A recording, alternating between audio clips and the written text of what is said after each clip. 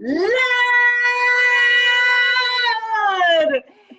Good evening, everyone, and welcome to another series in Let's Get Loud. This evening, we are going to do God Hates Divorce, but Loves the Divorcee. And this evening, our guest is none other than my friend, mi amiga. It's Ruby Robinson. Ruby, say hi to everyone. Hi, everyone. How are you doing? Great, Ruby. It's so good to have you here this evening with us. And we just want to thank you for coming and for sharing your story, for being vulnerable, so that we can help through Let's Get Loud, help others out there who are going through similar situation or have gone through similar situation and are now looking for hope, for restoration, for that peace that they have done the right thing that they need to do, right?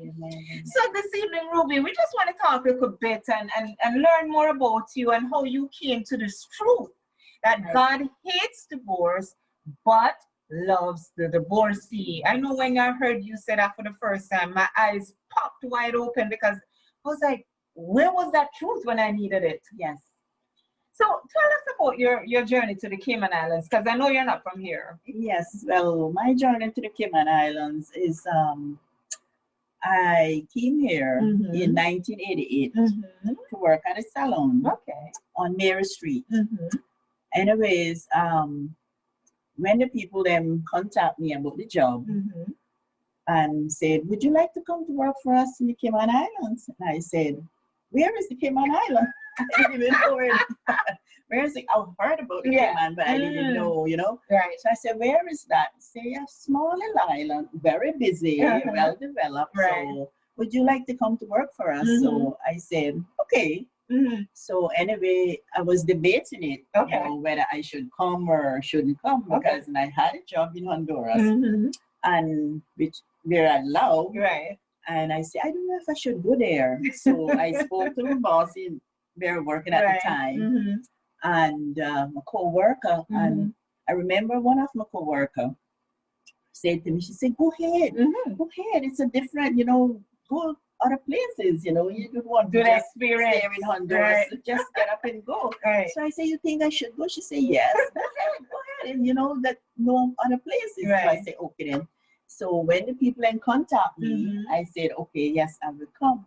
So they said to me, well, we could do a 3 months permit or we could do a 1 year. So I said to them, I said, no, I don't think I want the year. I just want the 3 months. And they said, okay, then we will go ahead and do the 3 months, and then you come, and then, if you like it, you stay. If you don't like it, then you can leave. So anyway, I remember I came in 22nd of January 1988. I came to the Cayman Island on a small little plane, and I was so nervous coming on this little small plane, but anyway, we were safe. And I came, and my boss picked me up to the airport, and she said, okay, well, you would be with us until, you feel like going on your own. So I said, okay, great.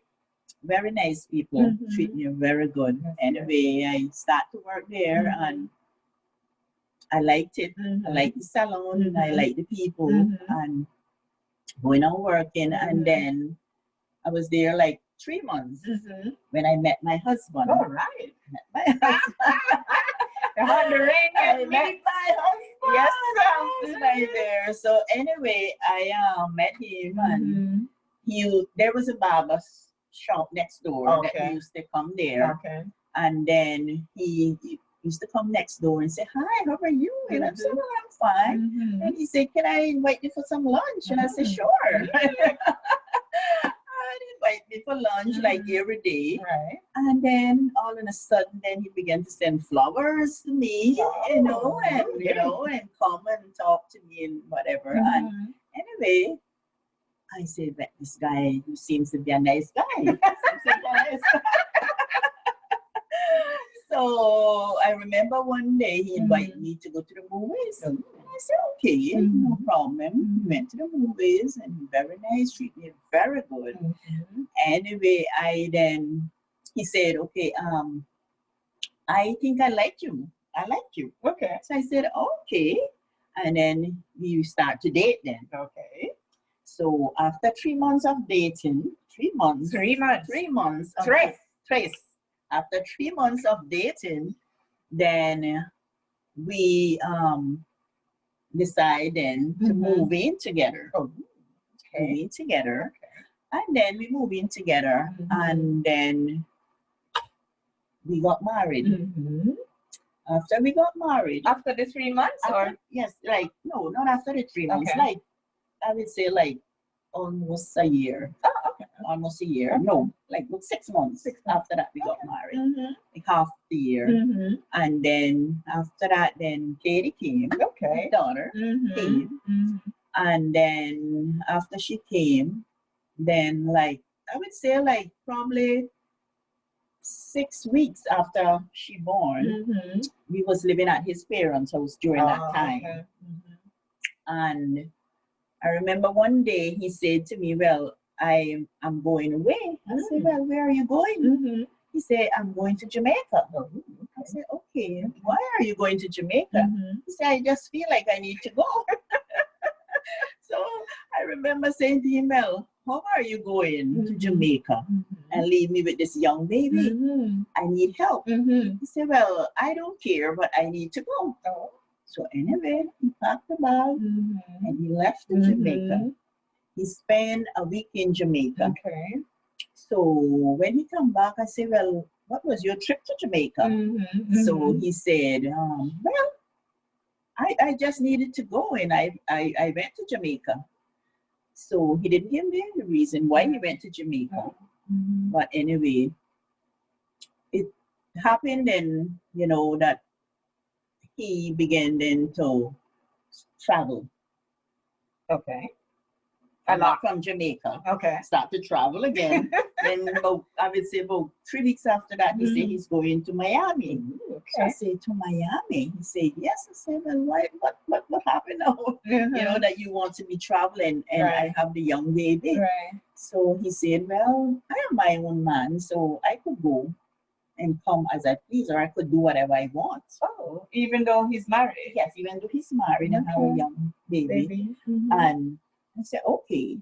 So then I said to him, I said, but I need your support, you know, because a young baby is my first child. No family No here. family here. Thank God I was living at his parents' home. His mom there, and she was a great help. She treated me very good. That's good. Yes, and she always said to me, "Use my daughter." And she said, well, you know, your mother's not here. You have no family here, so I have to take good care of you. That was nice. So she was a great help. She treated me as a daughter, and up till this minute, she really treated me good. Yes. That's good. Anyway, he then continued doing his thing, traveling, spending, okay, womanizing. Okay. So you eventually found that out? Yes. Okay. Anyway, I'm there and I'm saying, you know, what I'm going to do now. I'm already in this marriage. Wow. So I think I have to stay in this marriage. Why did you think you have to stay in the marriage? By having a child, having a body here, no family member to support me here. And I needed him to be there. So I'm saying, well, you know, I'm going to just stick it out. Okay. I'm just going to stick it out. Okay. So he would go and come, partying, doing as he please, and I'm there with this young child. And but there was no like verbal, not verbal, physical abuse or anything. No, he wasn't physically abusive. If I tell you he was physical abusive, I would be telling a lie on him, but he was not physical abusive. But he was just mental abusive. Oh, wow. You understand? Emotionally and mentally, because, you know, when he was doing these things, you know, it troubled me. trouble me, you know, to know, well, okay, this man have a young child and a wife, a family to take care of now. And then what's going to happen? Right. We have to look for the future of this child and ourselves. So if he will continue spending and traveling and partying, then this not gonna work, you know. So anyway, and how long after the baby came that this it continued? Was it like years now? Yes, it continued. It didn't stop. She was like 6 weeks old when it started, and then he continued. He never stopped. He never stopped, and it began to get worse. It began to get in worse. What way? In what way? In a way of he continued traveling. So you know, traveling and spending, traveling and spending, and you know, we needed the money to take care of the child. We needed to save, you know, for education. And get a house we needed as a well. house. We needed a lot of things, you know, son. So they're saying, well, you know, he's spending his money and not putting it to no use, investing. So how am I going to survive? How am I going to make it with a child? Anyway, we had a we talked to him about it. His mom talked to him about it. His sisters talked to him about it. His brother talked to him about it. His father talked to him about it. So the family got involved. The family got involved and said, listen, you have a good wife. You know, why are you doing this? You know, she needs your support. You know, financially, emotionally, everywhere. She needs your support. But anyway, he would always say, well, I'm my own man, so I'm a big man now, so I could do whatever I want. So he continued doing as he pleased. So anyway, it wasn't getting better. It kept going on and going on and going on. And it went on for 12 years. 12 years. 12 full years. Wow. 12 full years. And you stayed in this for 12 years because of what? I stayed in it for 12 years because I really wanted a marriage. And I wanted to be married forever. Wow. You know, as any young person, any woman wants. I didn't want to be married and divorced and raise a child, you know, without a father being in her life. So I wanted it to work. And so I'm saying, well, you know, just let me keep trying, forgive, you know, and ignoring certain things and just let me keep going on. I understand that. So anyway, I keep going on and on and on and on. And it keep getting worse and worse and worse. So it was many days I'm home alone, me and this baby alone, and he is away. Sometimes he go away like for 2 weeks, 3 weeks, a week. One time he went away for a whole month, for 1 full month. And I am home alone. So did you hear from him like when he left, when he went away? Did you hear from him? No, he didn't call and say, well, okay. For the whole month? For the whole month. Or the week or the 2 weeks? Never call and say, well, okay, I am here wherever and, you know, I'm okay or coming home tomorrow or I won't be home or, you know, or how are you doing? How's the baby? How is the baby doing? You know, or well, okay, I'm going to send some money for you or whatever. No, and he would have left and not leave $1 for me. So how did you manage? How did you buy food? Well, thank God at that time I was living at his parents' house, right? So whatever they cooked, I would have eat. And whatever they had, they would share with me. Because they know what was happening. You know, it's their son, so they know what was happening. So anyway, when the baby was 3 months old, I got a job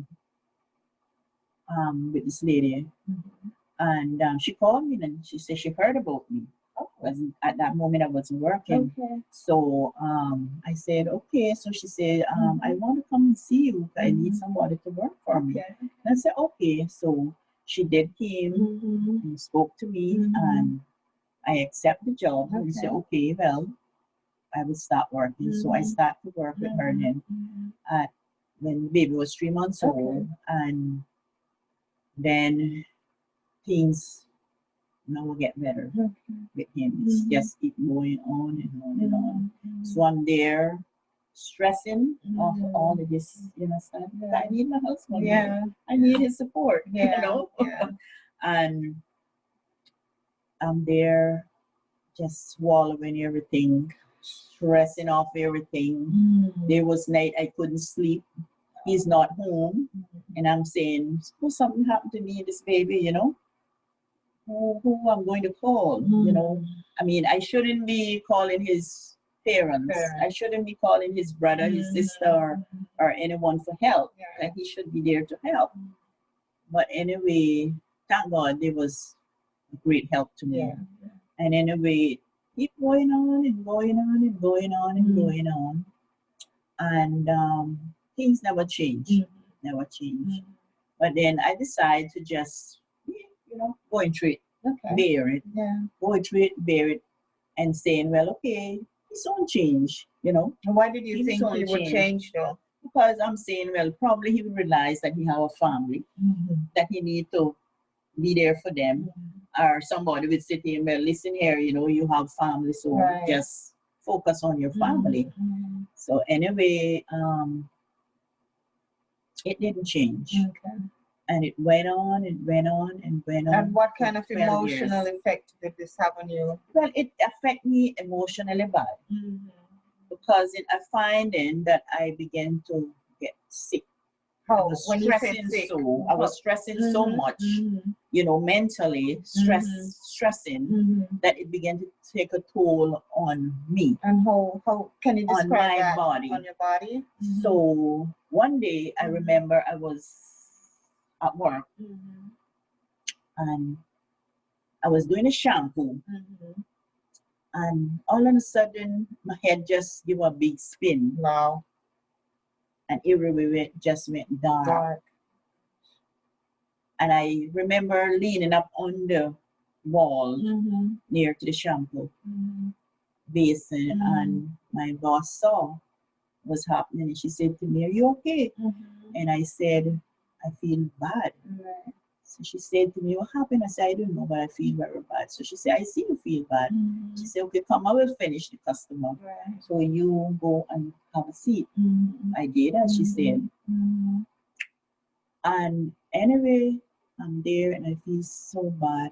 Oh my goodness. I feel like I want to throw up. My head began to hurt. And I just feel very bad. So anyway, my co-worker said to me, she said, Ruby, I think you need to go see the doctor. And I said, I think so. So she said, well, come, let's go up the road, right up the road, by the doctor up the road. I said, okay, no problem. So I began to, I said to her, okay, give me a couple minutes. Let me put myself together and then we will go. So I did that and she said, let's go. So we walking, going up the road. And I remember when we reached by maybe halfway by where prep school is. Kim Prep. I had to step across the road to go to the doctor. So I remember there was a traffic. The road was a small road at that time. Not there like was so much traffic. And I remember stepping off the sidewalk, step right in the traffic. So what state were you in at that time? Well, I was in the States, like I was walking, but I wasn't myself. Like I was walking like somebody that was like a zombie, maybe? Yeah, like a zombie, like somebody that wasn't thinking right, or I was just losing it. I was losing it mentally losing it. Anyway, I stepped in the middle of the cars, and I remember her grabbing me by my coworker, grabbing me in the back of my blouse, and she said to me, she said, Ruby, what are you doing? She said, you want to die? She said, you want to kill yourself? Anyway, I didn't even realize that I had stepped into this traffic of car. And anyway, she said, you can't walk in the middle of this car. She said, you would get killed. You don't see the traffic. My goodness. Anyway, she said, hold on a little bit till we could cross the road. Okay. I just started to walk across the road like nobody business. Wow. Like, you know, so she said, hold on a bit. So we hold on a bit, and she hold me by my hand. And when the one, I think it was one car stopped and said we could cross, and we crossed the road. So we crossed the road and gone into the doctor's office. When I get in there, or when we get in there, he looked at me and said, how can I help you today, young lady? Right. And I said, well, I just need a checkup, you know, because I didn't know what to tell him. I didn't have any pain, but I didn't know, I didn't have a pain, physical pain, but I had a mental pain, an emotional pain. Anyway, he came and he come with his stethoscope. And he tested me, my lungs and my heart and airway he need to test, and then he come with a little thing and knock my knee. You know, like a little hammer. I call it a hammer. And he knocked my knee. So he said to me, he said, young lady, what are you doing to yourself? And I'm like, I don't know. He said, no, you need to grab a hold of yourself. So I looked at my co-worker, and she looked at me, and she said yes. Because she realized what was happening, but I didn't realize what happened to my own self. Gosh, because you've lived in it for so long, you've bottled it up. So it's like you're living in a world that you don't know. It's so much pain, but you don't realize the degree, the level, the depth. Yes. Anyway, he said, okay. He said, what I'm going to do, I'm going to give you some tablet, right? And he said, when you go back to work, you split it in half and you take half of the tablet. I said, okay. So we finished and I paid him and I gone back to work. So when I get to work, my co-worker said, make sure you go and take that tablet now. So she get up and get the water and everything, and she said, take the tablet. I take the tablet. So I would say about probably 10 minutes after I take this tablet, I began to feel so bad. Oh my goodness. The side effect. I feel sick. And then I said to her, I said, you know, I don't feel good. I feel bad. I wonder if this tablet is good or it's too strong. She said, no, man, it have to be good. She said, how it make you feel? I said, I feel like my whole body is numb. Like I can't, like I'm trying to feel myself and I can't feel, and I just feel numb. She said, numb, how would I feel like when, you know, your body, it's just stiff, you're not feeling like anything. I'm not feeling my hand or I'm not feeling myself. So then she said, well, what happened? I said, I don't know, but I just feel like I'm numb. So anyway, I take it. He said I must take the other half when I go to bed, before I go to bed. So I did that. And in the middle of the night, I feel like numb again, but more numb. So then I remember getting up off the bed to go to the kitchen to get some water. And I realized then I start to walk, but then I walk and like, you're floating? Yes, like I'm floating, you know, like when you know, like I'm floating in the air. And I'm saying, oh my goodness, I'm walking like this. You know, you ever see a drunken man walking or a drunken person walking and they're stepping, but they're stepping high? So that's I know. I know that whole episode. I won't tell you how it happened, but I know the episode, And anyway, the following day, I said to her, I said, co-work again. And we were very close. I said, I think I need to go to a different doctor. Okay, this was the next day. The next day, I need to go to a different doctor. And she said, why? I said, I do trust those tablets that the man gave me because they make me feel bad. Make me feel like I'm I'm numb enough to make me feel like I'm lifting up off the ground when I walk. So anyway, she said, okay, and so we've gone down the road now by Pasadena place, a different doctor. Okay. So I gone there and he came to me and he didn't say anything much. But he said, okay, I'm going to give you some tablet. You need to take these tablets. Okay. You need to take these tablets. You hear what I'm saying? Okay. I said, okay, sir. Yeah. So he gave me the tablet. Yeah. And he said, okay, when you go back to work, you split it in half and take half. Same instructions. Same instruction. The only difference with these tablets is that his was white and the first one was pinkish. Okay, so two different colors, but the same instructions. Okay. So I go on to work, did the thing, do the thing, take the tablet, half. And what happened? And the night now I was supposed to take the other half. Yeah. And I began to feel worse.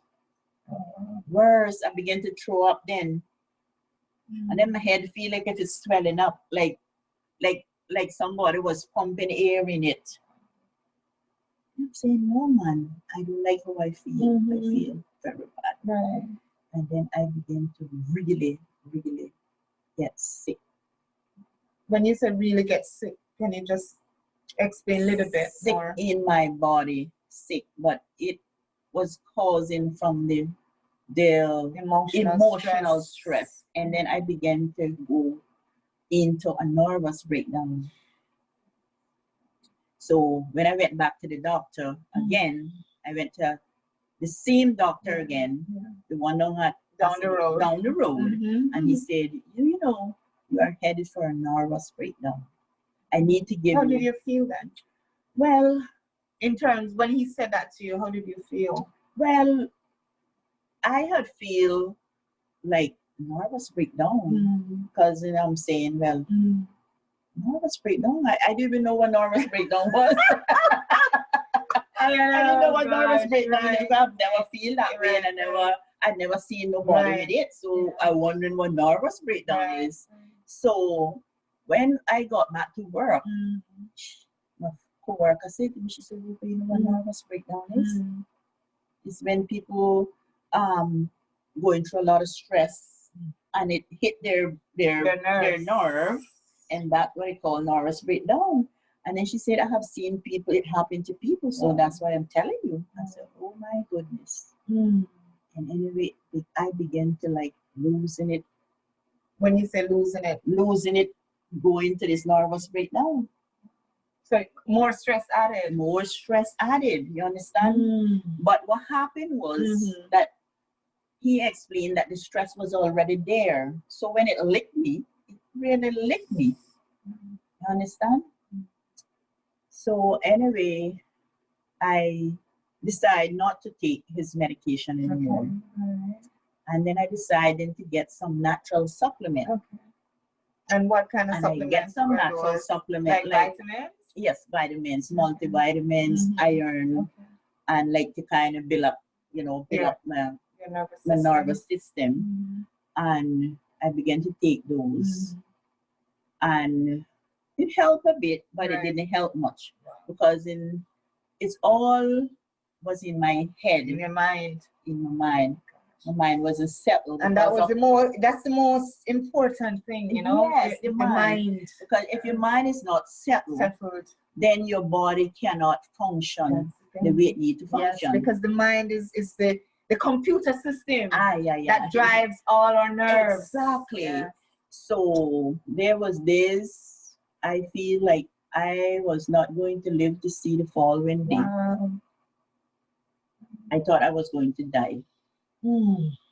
And thank God that from a co-worker and other friends that used to, like talk to me and say, you need to really think about getting out of this marriage because we see what is happening with you.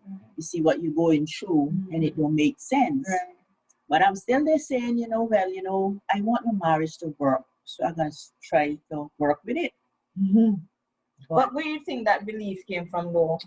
The want to stay in the marriage no matter what? Okay, I think it comes from mine growing up. Okay. I grew up with a grandmother where, you know, them older people, Yeah. I don't know if you have ever hear like older people saying, well, you know, you're married, so you have to stay in your I know. marriage, I've and seen it with you my have own to eyes. put Yeah. up, I've lived it. and Yeah. bear And whatever's bear it. going through, because and that's what God would want you to do, you know. And you know, if your husband go from here to Africa, you have to go with him, or if you live in a hole, you have to live with him, because and that's your husband already, so you have to, you know, just bear it. So I'm here thinking, well, you know, I think I just need to stick this out and bear it. Wow. And, you know. And this is what caused a lot of people to lose their lives. Yes. Not only physically, but emotionally and mentally. Yes. Because they stick to it thinking the same thing. And the thing about it, I didn't used to talk about it, what was happening, you understand? I guess people had known and seen and heard what was happening with me, but I didn't used to talk to nobody about it. So everything I was just bottling up. And why is it that you find yourself that you didn't talk to anybody? I was feeling kind of embarrassed and shame, you know, like to go to somebody and say, well, you know, I'm going through this, I'm going through whatever. And I always used to feel like people would have laugh at me or say, well, that's good for her or something. You know? I mean, so it was all shame. It's all shame, you know. So we rather die in our situation rather than seek help. Seek help. So then I didn't seek help. I was just there and there and there and there. And I remember one day I have a good friend, very good friend to me. She's very, very dear to me. She knew what I was going through, but she, you know, she didn't used to like pressure me to talk to her about it. And I remember one day she came by the little apartment that I was living in, and so you had moved out from your in-laws by then? Yes, I had moved from my in-laws by then and living on my own. Then that was in like own meaning you were still living with your husband or no? Yes, we was living together, but in this apartment. Yes, in this apartment, but like he was never there, so it like I was living alone. But anyway, my friend came by this day and she said to me, she said, you know what? I remember I was in the kitchen washing some dishes and washing the baby bottle and getting ready to go work and preparing to drop the baby off to preschool. And I remember she came and she said, how are you this morning? I said, I'm okay. She said, you sure you're okay? I said, yeah, I'm okay. She said, well, anyways, you need to talk to me today. Wow. So I'm here washing these dishes, ignoring her, and decide I'm not going to talk to you. She said, you need to talk to me and tell me what is happening with you. She said, I want to help you, but I want you to talk to me. And I continue washing the dishes, ignoring her. And she said, you heard what I'm saying? You have to talk to me today. I'm not leaving here until you talk to me today. That's good to know. Those are friends that we need. We need those kind of friends around us that will sit with us until we talk. Right? Exactly. But I know that you want to tell us a lot more. Yes. And we want to hear about how you actually got to move and tear yourself away from this marriage. But this is all we have for today, the times that we have for today. So we'll pick this up next week. So viewers, you want to hear the story of the friend and what the friend did to help her out of her situation, you'll have to tune in next week to hear the move out story. So until then, remember, get loud. Don't sit and nurse your pain, because you never know, like Ruby, what will happen to you. So let's get loud. Join us next week for the moving out. All right? Remember, like, share, and subscribe. Until then, this is Ingrid and Ruby saying, walk good, take good care, and stay loud. Okay? Bye-bye. Bye-bye. Bye-bye.